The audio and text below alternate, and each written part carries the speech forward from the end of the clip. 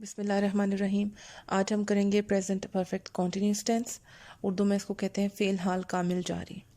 अच्छा, ये present tenses जो हैं वो बेसिकली 4 हैं: present indefinite tense, present continuous, present perfect tense and present perfect continuous tense. ये लास्ट टेंस हम कर रहे हैं प्रेजेंट का, प्रेजेंट परफेक्ट कॉन्टिन्यूस टेंस, जिसको उर्दू में कहते हैं फ़ेल हाल कामिल जारी। अच्छा, उर्दू में इसका पहचान ये है कि जब भी उर्दू में कोई फ़िक्रा लिखा होगा तो उसके आखिर में रहा है, रहे हैं, रही है वगैरह आएगा। ठीक है, आपको पता है कि हमारे जो प्रेजेंट कॉन्टिन्यूस टेंस हैं उसमें उसकी भी ये पहचान थी कि उसके आखिर में रहा है, रहे हैं, रही है वगैरह आता था। ठीक है, लेकिन ये present perfect continuous tense present continuous tense से कैसे डिफरेंट होगा कि इसमें रहा है, रहे हैं, रही है वगैरह तो फ़िक्रे के आखिर में आएगा, लेकिन उसके साथ साथ फ़िक्रे में एक वक्त या मुद्दत का ज़िक्र होगा। ठीक है, आपने याद रखना है कि उर्दू फ़िक्रे के आखिर में रहा है, रहे हैं, रही है वगैरह आता है, और फ़िक्रे में हमेशा किसी वक्त या मुद्दत का ज़िक्र होता है। अच्छा, ये वक्त और मुद्दत का ज़िक्र कैसे होगा? जैसे आयशा सुबह से पढ़ रही है। ठीक है, या फिर आयशा शाम से खाना बना रही है। ओके, इस तरह से आएगा। इसके अलावा मुद्दत का जिक्र कैसे, ये तो आपको पता है वक्त का जिक्र हो गया। मुद्दत का कैसे जिक्र होगा कि जैसे सलमा का 4 दिन से ख़रीदारी कर रही है। ठीक है, 4 दिन से, कल से, शाम से, सुबह से। जब इस तरह के वक्त या मुद्दत का जिक्र होगा किसी टेंस में तो आपने फ़ौरन से समझ जाना है कि ये प्रेजेंट परफेक्ट कॉन्टिन्यूस टेंस है। ऑल राइट, ये है हमारे पास इसका फर्स्ट रूल। ठीक है, जिसमें हम अंडरस्टैंड करेंगे कि एक उर्दू का जो फ़िक्रा है वो किस जो है वो टेंस में फॉल करता है और वो किस तरह का होगा और उसमें क्या क्या उसके उसके इंपॉर्टेंट पॉइंट्स हैं। पहली बात रहा है, रहे हैं, रही है वगैरह, और सेकेंडली हमारे पास वक्त या मुद्दत का जिक्र होगा। ओके, अब हमारे पास आता है दूसरा rule present perfect continuous tense का, जो कि है वर्ब की फॉर्म। ऑल राइट, इसमें वर्ब की भी फोर्थ फॉर्म यूज़ होगी। फोर्थ फॉर्म किस तरह से होती है, यानी फर्स्ट फॉर्म के साथ हम ING का इजाफा करते हैं। ठीक है, इट्स वेरी सिंपल। ठीक है, लेकिन आपको बहुत अच्छी तरह से इसकी प्रैक्टिस करने की ज़रूरत है सो दैट आप डिफ्रेंशिएट कर सकें कि प्रेजेंट परफेक्ट कॉन्टिन्यूस टेंस कौन सा है, प्रेजेंट कॉन्टिन्यूस टेंस कौन सा है। ओके, नेक्स्ट हमारे पास रूल आता है कि इसके हेल्पिंग वर्ब्स के हवाले से, कि इसमें हेल्पिंग वर्ब्स हैज़ बीन और हैव बीन यूज़ होते हैं। ठीक है, हेल्पिंग वर्ब्स कौन से हैं? हैज़ बीन और हैव बीन। और हैज़ बीन कहाँ यूज़ होगा? ही, शी, इट और सिंगुलर नाउन जहाँ पे सब्जेक्ट के तौर पे हमारे पास होंगे ही, शी, इट और सिंगुलर नाउन, वहाँ पे हमारे पास आएगा हैज़ बीन। ठीक है, और हैव बीन कहाँ पे आएगा? जहाँ पे हमारे पास सब्जेक्ट के तौर पे आई, वी, यू, दे या फिर प्लूरल नाउन्स होंगे। ऑल राइट, अब देखिए हैज़ बीन आपके लिए बहुत इंपॉर्टेंट है कि इससे पहले के जो टेंसेस हैं वो आप बहुत अच्छी तरह से उनको प्रैक्टिस करें, उनको मेमोराइज करें, क्योंकि देखिए यहाँ पे जैसे ही हेल्पिंग वर्ब आया हैज़ बीन और हैव बीन, तो इनका अगेन जो हमारे पास प्रेजेंट परफेक्ट टेंस में रूल था कि शी, ही, शी और सिंगुलर नाउन के साथ हमने हैज़ लगाना होता था, और आई, वी, यू, दे और प्लूरल नाउन के साथ हैव लगाना होता था। तो यहाँ पे सिर्फ बीन का इजाफा हुआ है। ठीक है, बाकी रूल जो है वो सेम प्रेजेंट परफेक्ट टेंस वाला है, ये हेल्पिंग वर्ब वाला। ठीक है, अच्छा, नेक्स्ट हमारे पास क्या आ रहा है कि मुकर्रर वक्त को ज़ाहिर करने के लिए फ़ेल यानी वर्ब के बाद सिंस और मुद्दत को ज़ाहिर करने के लिए फॉर का इस्तेमाल होता है। ठीक है, दिस इज़ वेरी इंपॉर्टेंट। देखें कि आपके पास मुकर्रर वक्त को ज़ाहिर करने के लिए आपने वर्ब के ऑब्वियसली फर्स्ट फॉर्म के साथ ING का इजाफा करना होता है। वर्ब के बाद आपने सिंस या फॉर का इस्तेमाल सिंस का इस्तेमाल करना है, मुद्दत को ज़ाहिर करने के लिए फॉर का इस्तेमाल करना है। अब सिंस आपने कहाँ लगाना है? जहाँ पे आपके पास होगा जुमले में कल से, परसों से, 1930 से, यानी मतलब कोई भी ईयर आपके पास आएगा कि आपके पास मेंशन्ड हो कि फ़लाँ ईयर, जैसे 1930, 1940, 1950।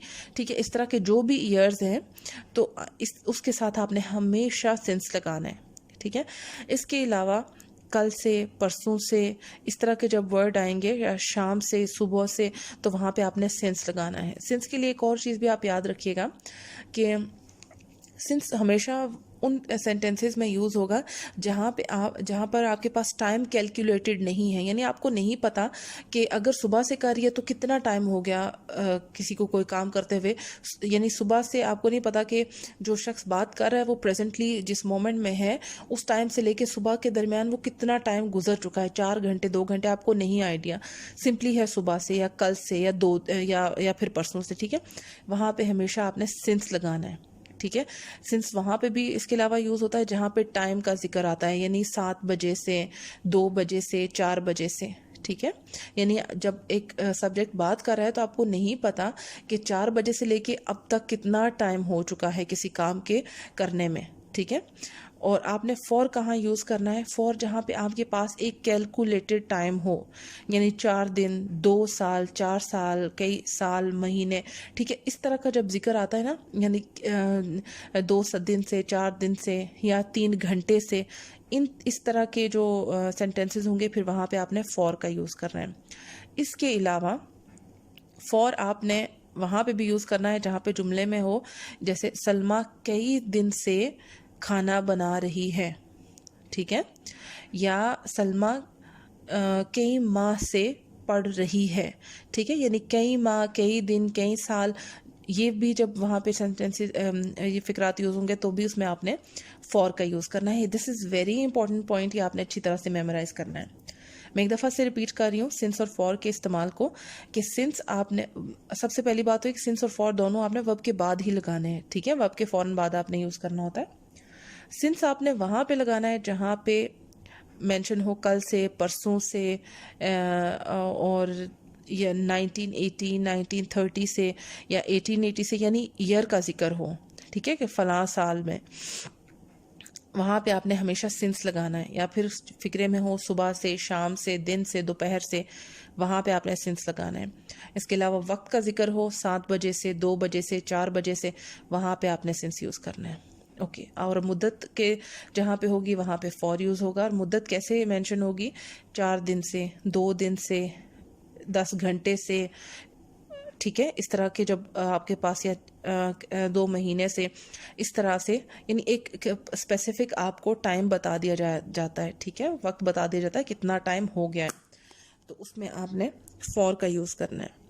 इसके अलावा फॉर का एक और यूज़ भी है कि जहाँ पे हो कई साल, कई महीने, कई दिन, तो वहाँ पे भी आपने फॉर ही यूज़ करना होगा। ऑल राइट, ये बहुत इंपॉर्टेंट था इसलिए मैंने इस पर थोड़ा सा ज़्यादा टाइम लगाया ताकि आपको अच्छे से जहन नशीन हो जाए। ऑल राइट, इसके बाद है हमारे पास, ये तो आपने सिंपल टेंस बनाने का फॉर्मूला सीख लिया। अब हमारे पास नेक्स्ट रूल आ रहा है नेगेटिव सेंटेंसेस बनाने के लिए, ठीक है। मनफी फिक्रात में इट्स वेरी सिंपल, जो भी हैज़ और हैव के बाद आपने नॉट लगा देना है, ठीक है। हैज़ और हैव के बाद नॉट का इस्तेमाल करना है, यानी हैज़ बीन और हैव बीन ये हेल्पिंग वर्ब है, और नॉट आपने इन दोनों के दरमियान लगा देना है, ठीक है। फिक्रे में हैज़ बीन आए तब भी और हैव बीन आए तब भी आपने हैज़ के बाद जो है फ़ौरन नॉट लगा देना है, ठीक है। एक और इजी वे भी है आपके पास इसको याद रखने का, कि जहाँ पे भी नेगेटिव सेंटेंसेस आपने बनाने हो प्रेजेंट परफेक्ट कॉन्टिन्यूस टेंस के, तो बीन जो वर्ड है बीन से पहले आपने लगाना होता है, ठीक है। बीन से पहले आपने नॉट का इस्तेमाल करना होगा, ओके।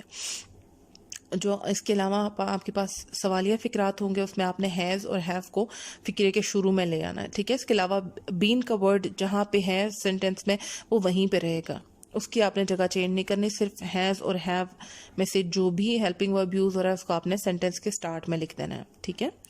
अच्छा, अगर नेक्स्ट हमारे पास रूल आ रहा है, अगर फिक्रे में सवालिया अल्फाज जैसा कि हु, वाई, वेयर, व्हेन जैसे हों तो इन अल्फाज को फिक्रे के शुरू में लिखते हैं और उसके बाद सवालिया फिक्रा लिख देते हैं, ठीक है। जहाँ पे ये सवालिया अल्फाज आ रहे हों हु, वाई, वेयर, व्हेन जैसे, तो उस सूरत में आपने स्टार्ट में आपने वो वर्ड लगाना है, ठीक है। इनमें से जो भी वर्ड आ रहा हो वो आपने स्टार्ट में लगाना है, और उसके बाद सवालिया फिक्रा आपने उसके बाद लिखना है, ठीक है। यानी हु, वाई, व्हेन और हैज़ और हैव लगाना है जो भी हेल्पिंग वर्ब है, और उसके बाद आपने सेंटेंस लिख देना है। ये अभी आपको ज़्यादा क्लियर हो जाएगा जब आप आगे प्रैक्टिस करेंगे जो लिखे हुए जुमले हैं उनको, ओके जी। अच्छा, नेक्स्ट स्लाइड में आपके पास आ रहा है कुछ एक्सरसाइज आ रही है, ठीक है। ये जो टेंस है इट्स अ लिटिल कॉम्प्लिकेटेड, ठीक है, क्योंकि ये मिक्सअप हो रहा है प्रेजेंट कॉन्टिन्यूस टेंस के साथ। तो इसको आपने बहुत अच्छे से प्रैक्टिस करना है। मैं बार बार आपको प्रैक्टिस करने के लिए कह रही हूँ, बिकॉज अगर आपकी बेसिक्स अच्छी नहीं होंगे तो आप आगे नहीं चल सकते। अगर आप एक बिल्डिंग की बेस ही कमज़ोर है तो उस पर आप बिल्डिंग का कैसे खड़ी कर सकते हैं, ठीक है। सो आपकी बेसिक्स अच्छी होंगी तो आगे आपके लिए इंग्लिश बोलना, इंग्लिश पढ़ना, उसको लर्न करना आपके लिए बहुत आसान हो जाएगा। ओके यहाँ पे आप देखिए मुख्तलिफ सेंटेंसेस लिखते हैं। नॉर्मली मैं कोशिश करती हूँ कि वीडियोस को बहुत शॉर्ट रखूँ ताकि ज़्यादा बोरियत ना हो और आप आसानी से उसको जो है वो लाइक अंडरस्टैंड भी कर लें। लेकिन यहाँ पे it's a little complicated, so I try कि मैं थोड़ा बहुत आपको जो है वो एक्सप्लेन कर दूं कि ये किस तरह से है। सपोज़ यहाँ पे पहले देखिए स्टार्ट में बिल्कुल सिंपल सेंटेंस है, वो सुबह से पढ़ रहे हैं, ठीक है। इसको आप सबसे पहले तो आपने ये उर्दू वाले सारे जितने भी टेंसेस हैं, सेंटेंसेस हैं, आपने इनको कॉपी कर लेना है, ठीक है। इनको कॉपी करना है और फिर आपने इंग्लिश खुद लिखनी है और फिर आपने नेक्स्ट जो स्लाइड में इनकी ट्रांसलेटेड वर्जन होगा उससे आपने कंपेयर करना है कि आपने ठीक लिखा है या नहीं, ठीक है। यहाँ पे कुछ इंपॉर्टेंट सेंटेंसेस हैं जिनको मैं आपके लिए थोड़ा सा उसको एक्सप्लेन कर दूंगी। शुरू में तो आप देख रहे हैं कि वो सुबह से पढ़ रहे हैं, ठीक है। It's a very simple tense, वो सुबह से पढ़ रहे हैं। अब नेक्स्ट स्लाइड में आप देख लेंगे कि इसकी ट्रांसलेशन होगी they have been reading since morning. Have been कहाँ से आया, क्योंकि सब्जेक्ट हमारे पास है दे, ठीक है। सो आपको पता है आई वी यू दे और प्लूरल नाउन के साथ हमने हैव बीन लगाना है, ठीक है। They have been. आगे हमारे पास आ रहा है वर्ब जिसके साथ हमने आईएनजी का इजाफा करना है, रीडिंग। रीड से आईएनजी लगा के रीडिंग, और सुबह से पढ़ रहे हैं सो it would B since morning, ठीक है। ओके आगे थोड़े से ये जो जुमले आप खुद इसको आई थिंक कर सकते हैं। मैं आगे आपको एक ये 5th नंबर जो हमारे पास सेंटेंस आ रहा है इसको मैं आपको थोड़ा सा एक्सप्लेन करूँगी। क्या वो 2 घंटों से पढ़ रहे हैं, ठीक है। पढ़ रहे हैं, अब आप इससे पता चल गया है कि ये प्लूरल है तो यहाँ पे हम दे का सब्जेक्ट होगा। सबसे पहले हम सब्जेक्ट कंफर्म कर रहे थे तो हमारे पास क्या है, इट इज़ दे, ठीक है। तो उसके साथ हमने हैव बीन ऑब्वियसली लगाना होगा, हेल्पिंग वर्ब, ठीक है। और हमारे पास है 2 आवर्स, ठीक है। हमारे पास स्पेसिफिक टाइम आ गया कि 2 आवर्स के लिए है, सो उसके लिए हमने फॉर यूज़ करना है, ठीक है। मैंने जैसे आपको पहले भी बताया कि स्पेसिफिक टाइम आपको बताया गया है, एक मुद्दत आपको बताई गई है कि तो उसके साथ फॉर यूज़ होगा, ठीक है। अब ये वाला टेंस आप देख रहे हैं कि ये है एक सवालिया फ़िक्रा, ठीक है। उसके लिए मैं आपको बता रही हूँ कि आपने इसको किस तरह से ट्रांसलेट करना है। सिंपल आपने जो हैव या हैज़ जो भी सेंटेंस में यूज़ हो रहा होगा वो आपने स्टार्ट में लाना होता है, ये मैंने आपको बताया। तो इस सेंटेंस में क्या यूज़ होना चाहिए, हैव, ठीक है। तो हम हैव को स्टार्ट में लेके आएंगे और सेंटेंस होगा have they been reading for 2 hours, ठीक है। Have they been reading for 2 hours, ठीक है। अब आगे हम इस सेंटेंस एक देख लेते हैं 14 नंबर, ठीक है। बाकी आप ये ट्राई करें, आप खुद इसको इसको ट्रांसलेट कर सकेंगे। इट्स नॉट वेरी डिफ़िकल्ट, लेकिन आपको अपने दिमाग को हाजिर रखना होगा, ठीक है, ताकि आपको प्रैक्टिस करने में आसानी रहे। ये ऐसा नहीं है कि आप मतलब 3-4 और काम करते हुए, म्यूज़िक सुनते हुए या फिर कुछ करते हुए आप उसको कर सकें। You have to concentrate, you have to focus. उसके अलावा आप ये चीज़ें नहीं लर्न कर सकेंगे। ऑल राइट, या आप खुद प्रैक्टिस करें। अगर कोई प्रॉब्लम होती है तो आप मुझे डीएम्स वगैरह कर सकते हैं, आप मुझे कमेंट्स में पूछ सकते हैं। I will help you out इंशाल्लाह। ओके अभी आप 14 नंबर सेंटेंस देखें। वो 1980 से क्यों पढ़ रहे हैं। अब यहाँ पे ये एक तो है ये इंटरोगेटिव सेंटेंस हो गया, यानी सवालिया फ़िक्रा है। दूसरा यहाँ पे आप देख रहे हैं कि क्यों का वर्ड यूज़ हुआ है, ठीक है। क्यों का वर्ड यूज़ हुआ है और इसमें हमारे पास एक ईयर दिखाया है 1980। तो अब हम इसको किस तरह से ट्रांसलेट करेंगे। सबसे पहले जो मैंने आपको बताया है कि जो सवालिया अल्फाज होते हैं क्यों, कब, कहाँ, ये स्टार्ट में लिखते। तो सबसे पहले हम क्यों को ट्रांसलेट कर लेंगे, तो लिखेंगे वाई, ठीक है, क्यों वाई, ठीक है। आगे हम क्यों को निकाल के जो हमारे पास सवालिया फ़िक्रा बनेगा वो बनाएंगे, यानी वो 1980 से पढ़ रहे हैं। हमारे पास ये सेंटेंस रह गया। अब इसको हम सवालिया फ़िक्रा बना के उसे क्यों के बाद यानी वाई के बाद लिख देंगे वाई, ठीक है। उसके बाद वाई हैव, ठीक है, हाँ हैव उसके बाद आएगा क्योंकि यहाँ पे डेफिनेटली दे सब्जेक्ट है, तो हैव बीन का हेल्पिंग वर्ब यूज़ करेंगे। Why have they been reading since morning, ठीक है। जैसा हम एक सिंपल सवालिया फ़िक्रा बना रहे होते हैं तो उसमें हैव को हम स्टार्ट में ले आते हैं, बिल्कुल वैसे ही हम करेंगे।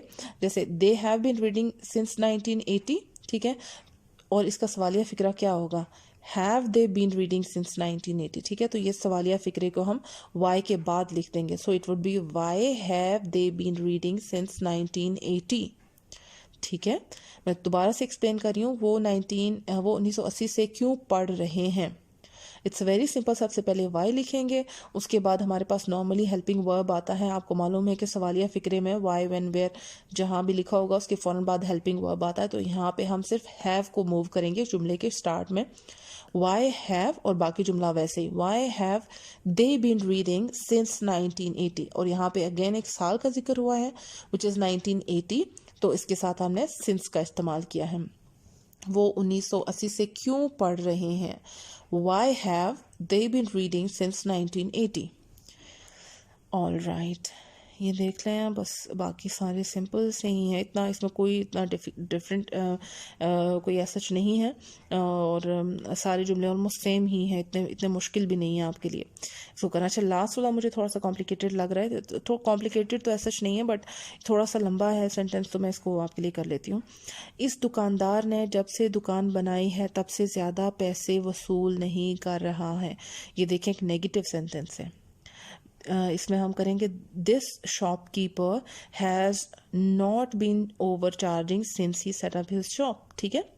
हैज़ नॉट बीन यानी जहाँ पे भी मनफी फिक्र आता था आपको मैंने बताया था कि हैज़ या हैव के फ़ौरन बाद नॉट लगाते हैं, ठीक है।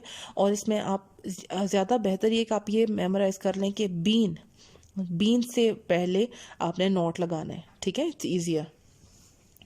ओके जी, सो ये सारा था जी हमारा present perfect continuous tense. I do hope, ये थोड़ा सा लंबा, थोड़ी सी वीडियो भी ज़्यादा लंबी होगी। आई डू होप कि आपको अच्छी तरह से समझ आया होगा, ठीक है। इसको बार बार प्रैक्टिस करें और इंशाल्लाह इट्स नॉट वेरी डिफ़िकल्ट, या आप इसको बहुत अच्छे से कर लेंगे। Thank you so much. Please video को लाइक, शेयर और सब्सक्राइब ज़रूर कर दें। और इसके अलावा अगर आप किसी भी हवाले से कोई नोट्स वगैरह लेना चाह रहे हैं, कोई उस पर किसी किस्म का लेक्चर आपको रिक्वायर्ड है, तो आप उसमें भी मुझे DMs कर सकते हैं। I will definitely help you out with that. Thank you so much.